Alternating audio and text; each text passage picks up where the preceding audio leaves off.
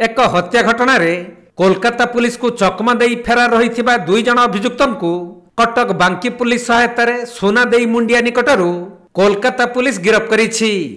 उभय फेरार अभियुक्त ढेंकानाल जिला सिमिनई अंचल संतोष बेहेरा और शक्तिकांत बेहेरा।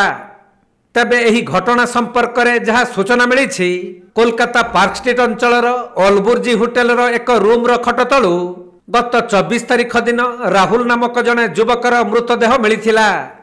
तेणु एने पार्क स्ट्रीट थाना पुलिस विभिन्न दिग को नहीं छानभिन करने पर मुख्य अभियुक्त माने ढेंकानाल जिला सिमिनई अंचल बोली जानिबा को पाइथिले। परे सेमानंकु धरिबा पई पुलिस बिछाइथिला जाल। आउ सेमानंकु सिमिनई अंचल को कौशल क्रमे अणा जाउथवा बेले बांकी पुलिस सहायता रे कोलकाता पुलिस सोना देई पहाड़ निकटरू माड़ी बसी धरिछि।